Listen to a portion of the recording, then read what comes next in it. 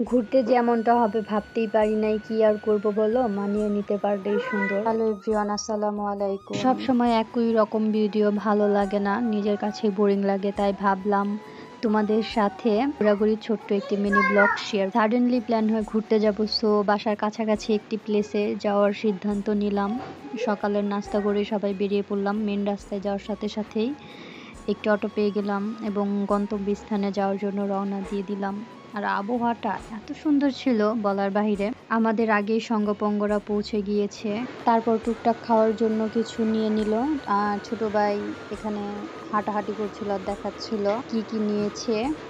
বাদাম, তারপর হচ্ছে স্প্রিট, সে আগে খেয়ে ফেলছে সেটা দেখাইতেছে, কেক, তারপর চিপস, অনেক কিছুই নিছে। আর এখানে আমরা সবাই দুলাভাইয়ের জন্য অপেক্ষা করছিলাম।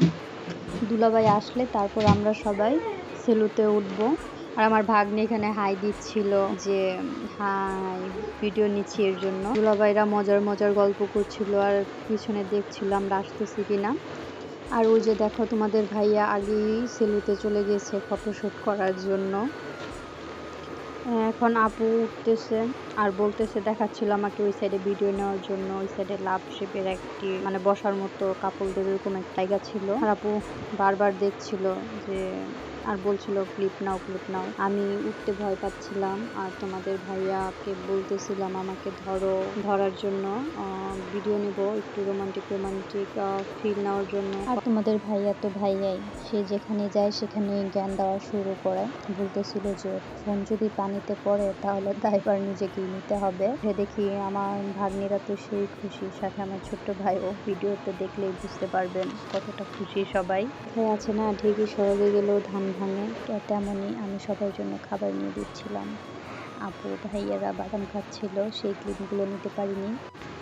দেন আমার সঙ্গবঙ্গদের জন্য আমি কিছু চিপস নিয়ে নিলাম আপুর কাছে। আপুকে বলছিলাম আপু সবাইকে দেওয়ার জন্য, আপু ছিঁড়তেই পারছিল না। দেন সে অবশেষে মুখ দিয়ে চিপসগুলো ছিঁড়ল আর সবাইকে একটা একটা করে দিচ্ছিল, আমাকেও দিচ্ছিল। কিন্তু আমার চিপস খেতে ভালো লাগে না, যার কারণে চিপস নেই নাই। আর পাশে বসে দুলাভাই তারা গল্প করছিল আর বলছিল যে পদ্মা সেতু এসে গেছি। আর অপোজিট সাইড অন্য একটি ছেলে যাচ্ছিল আর আমাদেরকে হাই দিচ্ছিল ভাইয়াটা। ব্যাপারটা আমার কাছে অনেক ভালো লাগছে, কিন্তু ভালো লাগা আর বেশিক্ষণ থাকলো কোথায়, মুহূর্তের মধ্যে অনেক রোদ উঠে পড়লো আর সবাই গরম অস্থির হয়ে পড়লো। আমরা কোথায় গেলাম আর কিভাবে গেলাম যদি জানতে চাও কমেন্ট করো, আমি নেক্সট ভিডিওতে ডিটেলসে বলে দিব। আজকের মতো সবাইকে আল্লাহ হাফেজ, টাটা, বাই বাই।